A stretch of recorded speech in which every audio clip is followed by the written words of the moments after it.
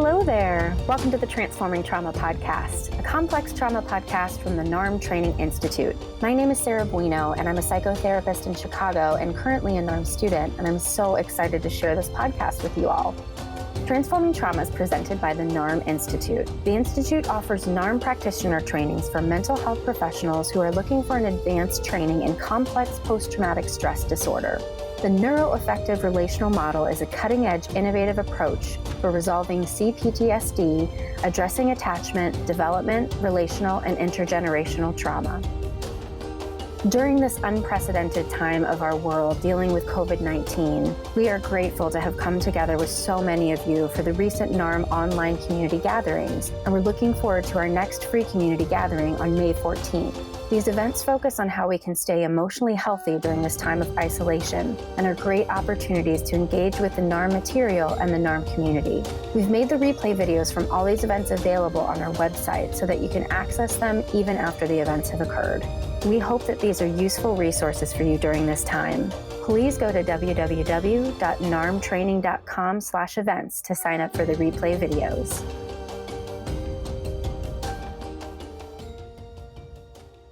Today, we have a really special episode for you. One of the really amazing things about the NARM community is the way that they view connection and value that connection, and not only the way they view and value it, but the way that they live it. So Brad Kammer, who is the lead trainer in North America, reached out to myself and to some of the other leaders in the NARM community and wanted to have a conversation about how we're supporting each other and ourselves during this time, during the pandemic. So let me introduce you to our three guests today. Marcia Black is a licensed clinical psychologist, NARM senior training assistant, and NARM faculty committee member. Marcia has been in private practice for over 35 years in the San Francisco and East Bay area, specializing in treating complex and developmental trauma and other psychological conditions, including depression, loss, anxiety, relationship issues, and addiction.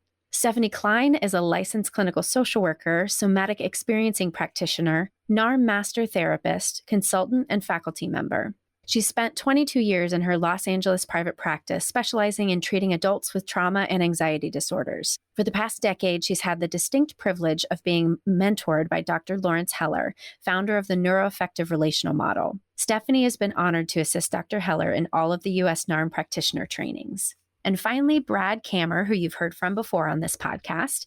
He's a licensed marriage and family therapist and professional clinical counselor. Brad is trained as a somatic psychotherapist and has studied under and taught with his mentor, Dr. Lawrence Heller, for many years, and is deeply inspired by the neuroaffective relational model. Brad is a NARM master therapist, consultant, faculty trainer, teaching NARM and working with complex trauma internationally. So please enjoy our conversation. Hello, friends. Welcome to Transforming Trauma. We have a host of NARM faculty today. I'm so excited to chat with you. Brad had reached out to all of us and said he wanted to do an episode about what we're seeing with clients and as people who are holding therapists, holding space for therapists, how it's affecting everybody right now during the pandemic. So hello to Brad, Stefanie, and Marcia. Welcome. Hi. Yeah, it's great to be here. Great to be with all of you. And we're excited, Sarah, that we can have this conversation and hopefully be a support to folks that are listening. Absolutely. So let's see, who wants to start? I'm going to start with Marcia. Are you noticing any themes with clients during this time? And if so, what are you noticing? Well, the themes of connection and disconnection we work a lot with in NARM, and of course, they're most poignant right now at this time. One of the things I've noticed is that because of some of the changes in people's circumstances, their sense of connection to how they take themselves to be, their identity, is really being challenged. If they're not working or their roles are changing, it can really raise these issues of who am I if I'm not the breadwinner, or I'm not the caregiver, or I'm not the star performer. And for some people, it's extremely painful, frightening, even a sense of loss. And at the same time, it can also open up the possibility of a more authentic connection to who they might want to be or what might be underneath that.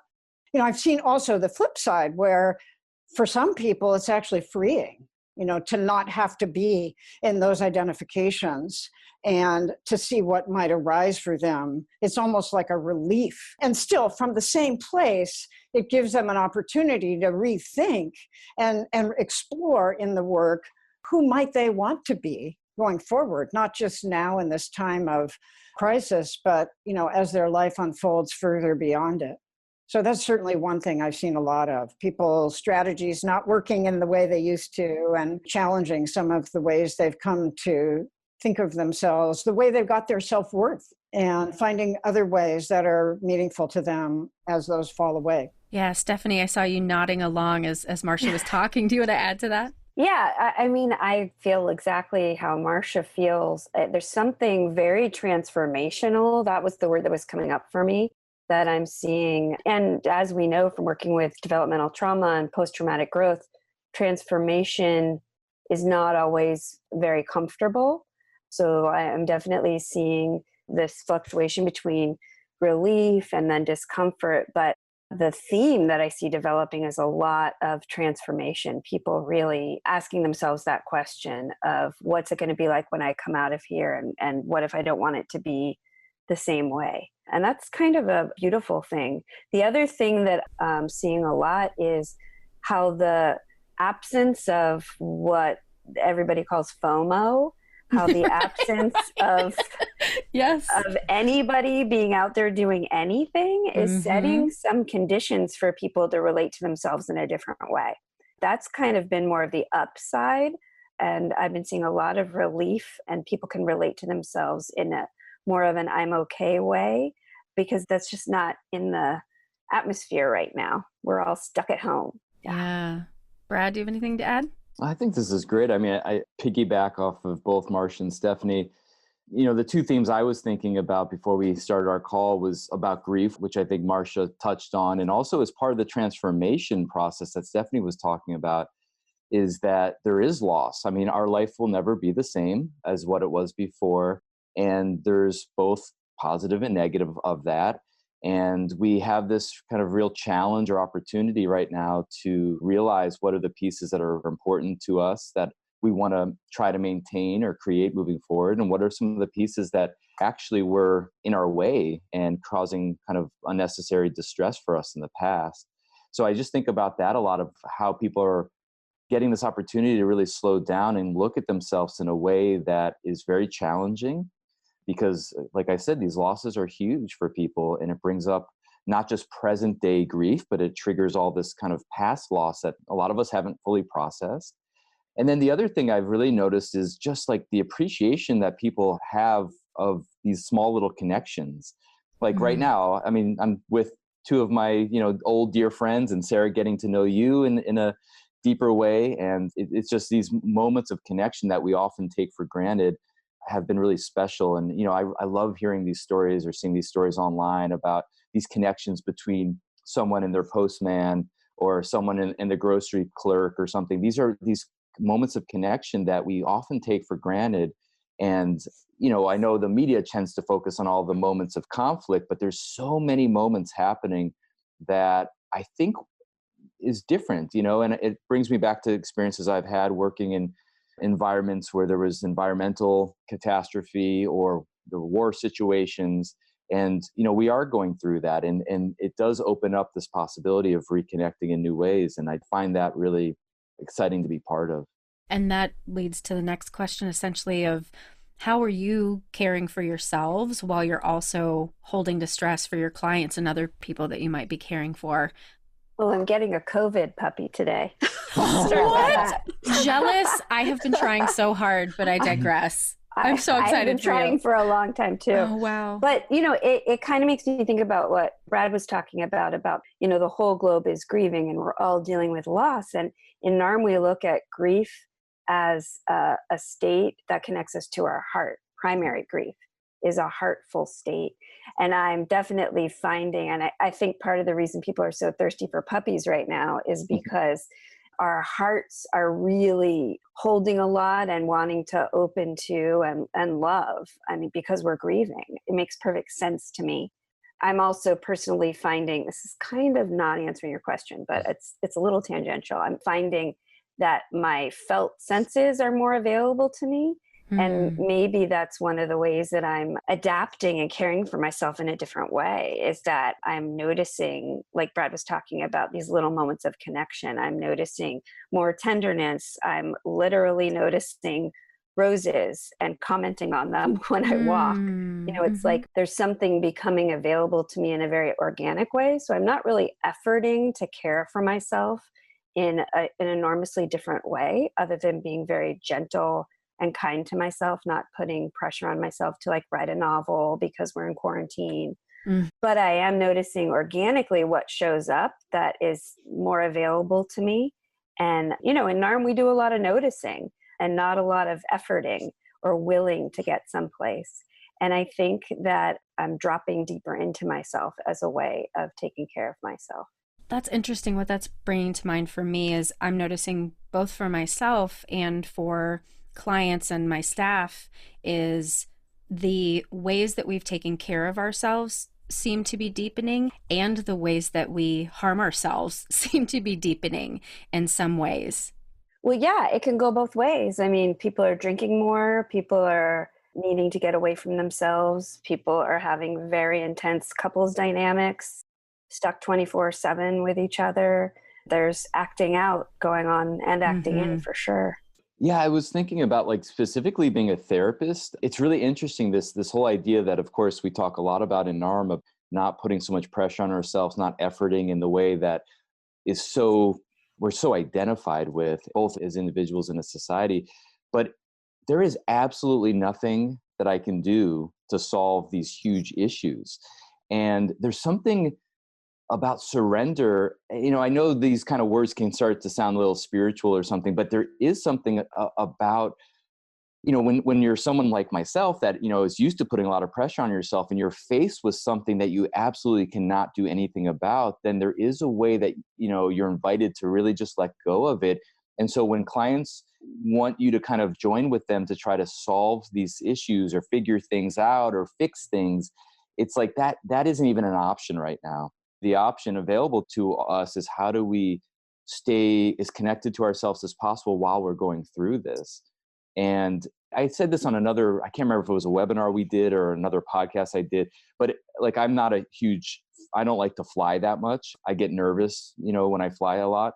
But there's this moment when the captain comes on, the pilot comes on and says that we're about to hit some bad turbulence for the next 20 minutes, that I actually find that I surrender. And it's the interesting thing. It's like I'm braced. And then as soon as they say that there's going to be this turbulence, it's like I just am like, okay, I have absolutely no control. And there's something about that experience that feels like it's happening to me right now.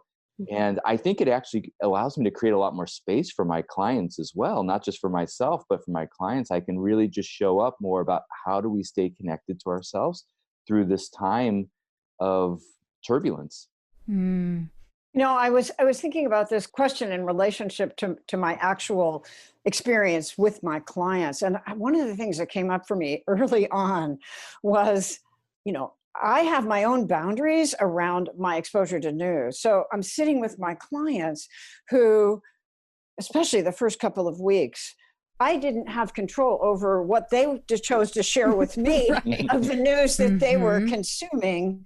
And so the challenge of like, how do I sit with them as they're talking about all of this and also attend to myself? And one of the things I love about this approach is the emphasis it puts on the relational dynamic between what's going on with me and the client, and also staying with myself. And one of the things that was super helpful for me was to remember that the important thing was my connection to them and how they were relating to the news and what it was like for them to be hearing this, and even letting them take a little time to see how it was affecting them. Because I know part of what was going on, I was feeling a little flooded by it, but I also imagined that they might be too in a way that they weren't aware of. So staying more present, not to the content, but to the process of what was going on in their relationship to news and what they wanted out of the sharing of it, helped me gain a little distance from it. And, there are times sometimes when if we're sitting there as therapists and something like that is happening, we might even need to say, I'm noticing, right now that I'm having this experience and I'm wondering what it's like for you, and maybe even just slowing it down, because there's modeling there too of the ability to reflect on my experience. And often, not only am I supporting their kind of reflecting on their own experience, but also the relational piece of we're in this together. This is a collaboration. Mm-hmm. I'm not, sitting there, delivering something to them. We're exploring the landscape together.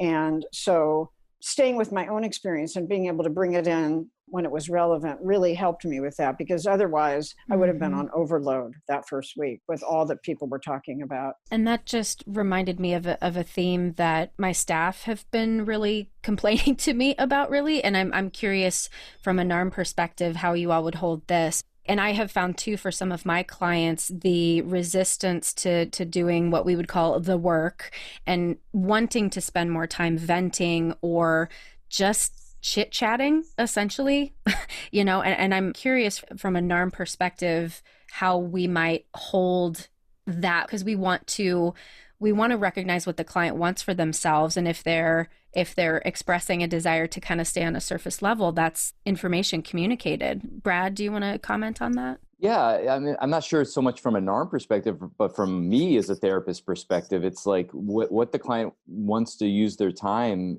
is a really important place to start. And it's not about my agenda about how they use it. So if they want to use it to explore deeper themes, then we have a great model for working with that. But if they're, a lot of people are really lonely, are very isolated, and they do just find deep value of having someone that can really truly listen to them and not interject all of their own stuff, like some of our friends, because we have these more intimate relationships and stuff. So there's something about coming to a therapist and just having space held for you that can be incredibly enriching, particularly in a time like this where people are isolated and disconnected. So really, I guess it is kind of a NARM thing too, is we really start with just what would be most useful for them. And sometimes what I find is that it starts with more of just kind of the connection. And then as they get some of the connection that they want, then it starts to surface some of these deeper themes. And then, we talk about how we call it recontracting in NARM. It's just basically, okay, these themes are emerging for you. Would it be useful for us to explore these together? And so that's kind of how I hold it. I'd be curious, Marcia and Stefanie too. But Yeah, Stefanie was nodding emphatically. Yeah. Yeah. Because I was thinking that, when people are talking and sharing, whether it's news stories or whatever, in NARM, we learn to listen and attune not to the content anyway. Right. Like we're listening to the content, we're paying attention, but we're really tuning in on a much deeper level to the themes underneath the content all the time. So I've found that people often do want to start that way, or they want to ask how I am more than usual. Yeah. That's another thing I'm seeing more of. But whatever it is, wherever we start, that as long as I keep attuning to the themes that are showing up underneath the content, something always arises that is deeper. I don't think I've had one session yet during this time that didn't happen, even if that's where people wanted to start. And that actually brings up a question for me about self-disclosure. Are you using self-disclosure differently now than you might in other times, Marcia? It's interesting. I was thinking about the question, that you raised just a minute ago, and how, when a client comes and starts with those things, that in a way, there's something really important about acknowledging that those experiences have happened in the last week, and that I've experienced them too. And even to be able to respond by saying, it feels like it's been a long time since we've seen each other, doesn't it? I mean, there's a level of disclosure that is related to, the kind of immediacy of our experience, because sometimes I think that's part of what the chatting, so to speak, is about, is just coming back together, because so much is happening so fast. It feels like, and I've said to clients, it does feel like it's been longer than a week, doesn't it?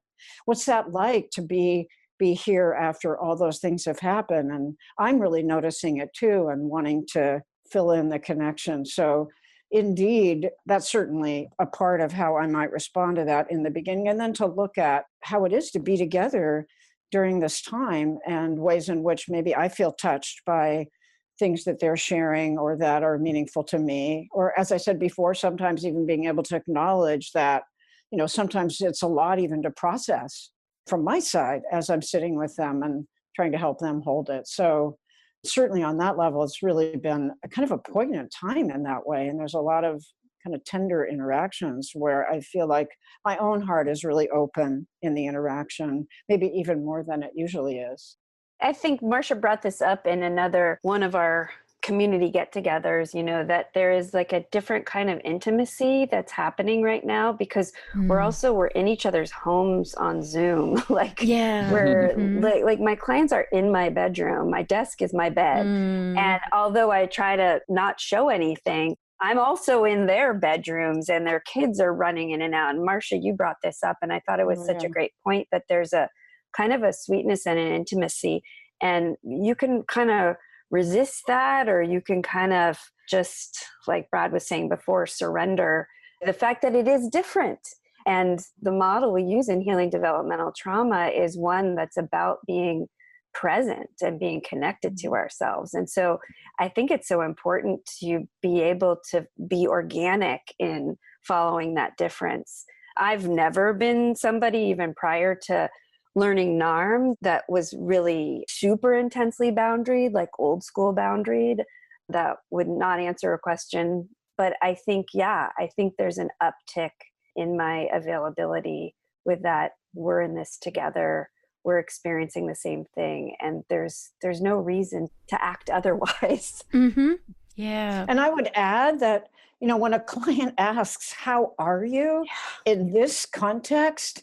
I mean, there's something really real about that I feel, again, moved, even as I say that, to respond to, like, of course they want to know I'm okay. Right.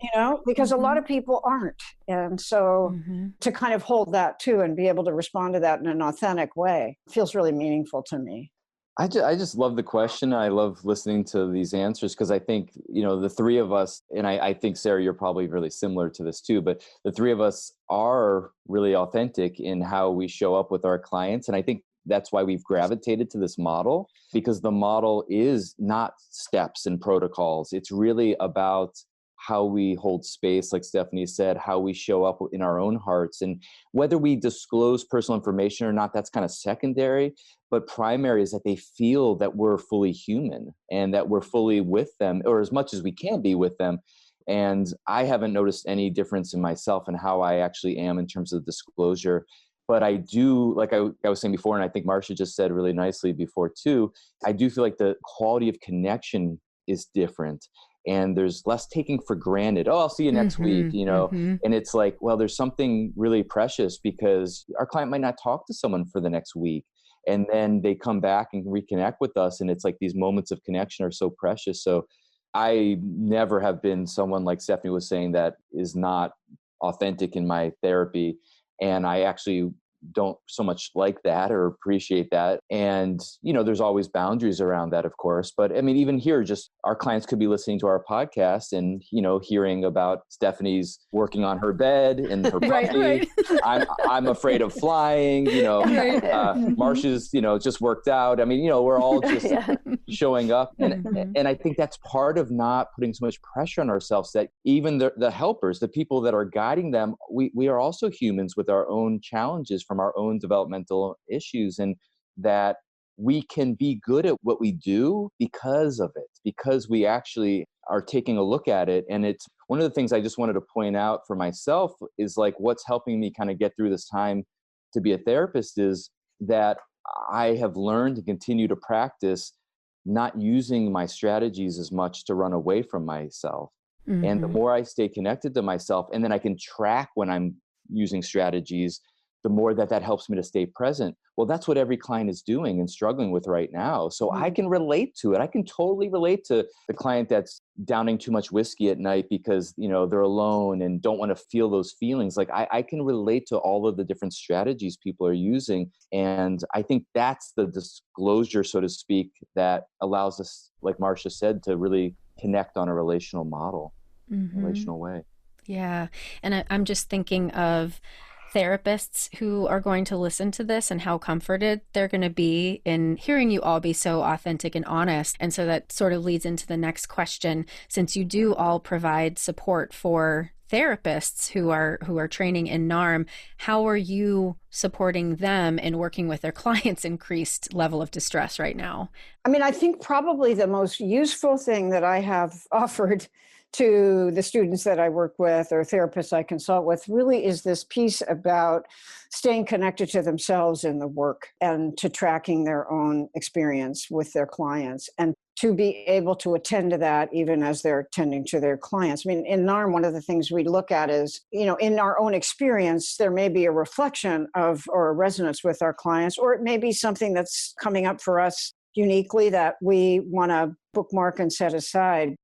Like if I'm flooded with the news, as I was talking about earlier, I can't be present for my client. And so to encourage that sort of, I guess it's a level of vulnerability with themselves as therapists to be able to acknowledge that sort of, you know what? I wonder how it would be if we just slow down a little bit here, because I want to be able to be really present with what you're going through. And we're moving a little fast here. So can also be so healing for people that your therapist that you're going to isn't up high and above you knowing everything, but also can acknowledge their own limitations. And that's probably the most important thing, because when we start stepping over our own experience in our efforts to be there for our clients, we're not going to be there for our clients.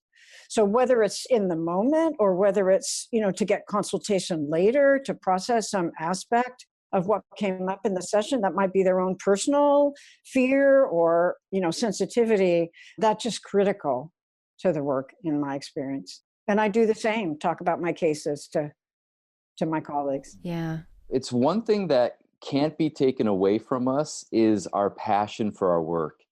And so many of us in this profession, a lot of us in this profession have really come into this work, not because we're going to make a ton of money, but because we really care about being there for other people. We care about helping people. We care about learning about people, learning about ourselves, helping ourselves. And this is the field of psychotherapy that we're all part of, and specifically with trauma, about how to, use traumatic experiences, how to support clients moving through traumatic experiences, not just to recover, but to actually support them to move forward in a really positive way in their life.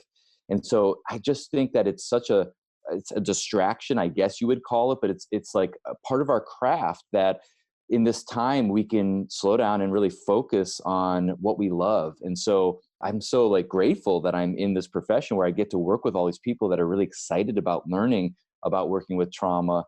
And I know that Stefanie and Marcia, are in the same boat. We work a lot with people that we're consulting with that are doing great work with very complex cases and clients. And there's this shared passion for this field and for this work that we get to join in. So I think that's one thing I like to focus on in terms of supporting the therapists and the students that we work with. And then the other piece is just more of kind of a personal piece. This is all the time, but particularly now, is just if we could be a little kinder to ourselves. And there's so much pressure, like we talked about before, that therapists put on themselves because they care so much, because they want to help so much, that they can demand perfection from themselves. They can really be so harsh towards themselves. And so just bringing this curiosity, bringing this understanding that it's 2 steps forward, 1 step back, that we really are in a very complex profession. And there's many different dynamics around it, and we're doing the best we can, and we're committed to continuing to learn and develop our craft. And so I just try to keep that in the center too, being kind to ourselves, being patient with ourselves, being patient with the process. That feels very important, particularly in this time right now. I need to say something. Please, please, please. Well, because when Brad was talking, all I kept thinking about was the metaphor of a present parent. Just as you were talking, the way you were describing that, I just kept thinking about one of the ways that we support therapists is through kind of this intergenerational model of support where there's mentorship and coaching that comes from this place that had all those wonderful, yummy, calming words that Brad just said, patient and curious and encouraging. And it just those are the conditions that if they were met in early childhood adequately, we wouldn't have had to develop this intense pressure that we put on ourselves or relate to ourselves through shame or self-judgment. So I think that's one of the things that is so important in how we're supporting other therapists right now, is being part of that intergenerational system of being there for each other in true support. And it's so funny that you said that, because literally as Brad was talking, I was super feeling like a transference dad vibe. And I'm like, but he's not old enough to be my dad. Right. It doesn't matter. But we were feeling into that energy. It's so interesting that you say that. Yeah. Brad, do you have any reactions to us parentifying you? Yes. Well, it really touches me, not personally necessarily, but because that's really the intention of what we're trying to build in this community, is that people come into our community to get trained clinically in a model, but they're getting so much more out of it. And part of it is what Stefanie just identified, which is that we've all lost what Stefanie shared. We've all lost this way that our grandparents had their parents back. And it's like we've lost that. Our society doesn't support that. Most of our jobs, our bosses don't support that. A lot of our partners, we're not in relationships that we have that support, even in our intimate relationships. So we're really trying to kind of establish those conditions that Stefanie talked about. So it just touches me whenever I hear that, because that is exactly what we're trying to build. And even the podcast is part of that too. It's like we're trying to provide this support for people when they feel like an island out there by themselves, dealing with very difficult situations, whether they're therapists or not therapists, and that they know that there's people like us that are coming together, trying to hold them the best we can. And that there's people that are also holding us when we're struggling as well. Yeah, there's a meme that I'm loving on Instagram that's essentially like, every therapist has a therapist who has a therapist who has a therapist. And then at the end, it's Fiona Apple, which is not right. Is not right, but I think it's hilarious. and what you said, Brad, it leads to the last question that we had, is any NARM-informed suggestions that you all might have for people who are really looking for that support during this time? I was thinking about that, and for myself, and that what are some of the ways that I've used NARM, to get through this time in my own way. And the self-inquiry process is so important. When this all first started, and this brings in this psychoeducational piece, which I feel like has been helpful to clients. Sometimes they're hard on themselves because they slip back to, quote, older, strategies that they've already gotten a lot out of the way. And I found that for myself. So I'm like a really responsible kind of, you want me on a desert island if you've just had a shipwreck. So I was with I got the sanitizer, the toilet paper, everything. And I was like, wait a second, this is the way I always used to be. And so I stopped and I reflected on, there's only so much safety you can bring about with hand sanitizer. So I was like, and I have enough now to give to all my friends. So that's a little long.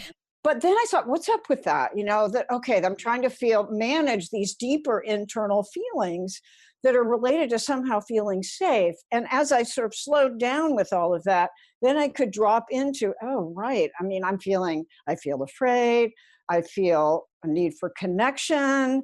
I don't want to be in it all by myself. So a need for support.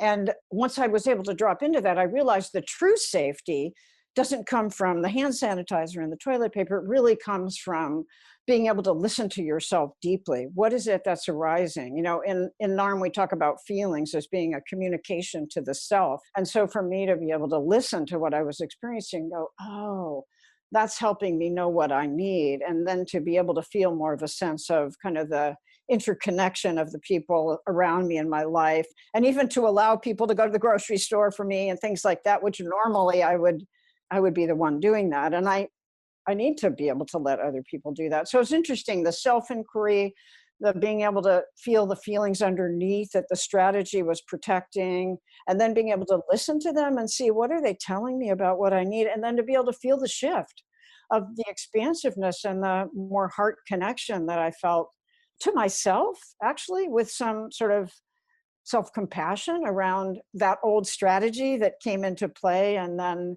to be able to feel the deeper connections to other people from that more authentic place. And I think those processes that we bring in NARM are really helpful. Absolutely. Gosh, that was just such a perfect answer. I don't know that I can Okay, add well, anything. podcast done. Yeah. Yeah. I mean, the words that come to mind are gentleness and curiosity. I can't add a single thing. Yeah, I think one thing that Marcia brought up is really important about that. We do look at feelings and emotions as signals for something that's like unresolved inside us. And so I'm using this as kind of a psychoeducation piece with a lot of my clients and for myself, which is that when we're feeling anxiety, anxiety is a signal for something internal. Now, I have different choices about what I do with that. Sometimes I might use old strategies, like Marcia said, and disconnect from it. And sometimes I'm trying to do the best I can to really turn towards it and see what it might be communicating. And so I know that for me, it's often like the things that I'm avoiding are the things that start getting really big and really scary. And then as soon as I am able to really face it, it's like, oh, I can do this. I can do this. And I think about like all the doctors that are putting on their scrubs to go into a 16-hour day. And it's like that moment of like, I can do this. And, I can get through this, and there's going to be costs. There's going to be impact. There definitely will be impact. And luckily we have all these trauma therapists that are ready, with all these wonderful tools to support them. But it's also for us too. It's like that, how do we stay connected to ourselves through all the turbulence? And really going back to what Stefanie said too, is just to be kind with ourselves. We're going to make mistakes. We're going to act out or act in ways that, we're going to feel regretful for. We're going to beat ourselves up in multiple different ways. And that in NARM, we really try to support people to use those experiences, not to shame themselves, but to learn from them about themselves and to learn how they might want to relate to themselves differently, which we call agency in NARM. And so those are kind of some of the pieces that I really am taking for myself and also trying to support those with my clients. Yeah, Larry often says, though, there's what is, and there's what we do to ourselves with what is, which is just a way that I like to hold on to this concept of agency. And what is super complicated right now. Mm-hmm. But even in the most complicated situations, even a prisoner of war, there's still like space Mm-hmm. to make choices about some aspect. And that's comforting to me. Absolutely. Well, thank you all. This has been personally very helpful for me, so I appreciate being able to be a part of it, and I'm sure that our listeners are going to get a lot out of it too. So thank you so much for being with us today. Thank you. That was fun. Sarah. Yeah, and Sarah, we continue to just be so appreciative and grateful for all the work you're doing to help us get this understanding of complex trauma and specifically NARM out into the world. And so we're just so happy you're part of our community. This is a special group you're joining right here. The three of us are very deeply connected. So we're happy that you're joining us, and thanks again for all that you're doing. Thank you. It's a pleasure and an honor. Thanks so much for joining us on today's episode. If you want to learn more, you can go to the show notes or visit us at www.narmtraining.com/transformingtrauma. The Transforming Trauma podcast is brought to you by the NARM Training Institute. NARM practitioner trainings for mental health professionals are offered across North America and internationally. We're offering a podcast review giveaway right now. Each week, we're choosing one reviewer to receive a NARM clinical protocol and NARM personality spectrum worksheet. To enter, please submit a review with an Apple Podcast and send a screenshot of your review to transformingtrauma@narmtraining.com. That's it. Winners will be chosen weekly. Thanks as always to Andrea Klunder and the Creative Imposter Studios for producing and editing, to Tori Essex for our album art, and to Brad Kammer for the creation of this podcast. We really look forward to building community and connection with you and changing the world by transforming trauma.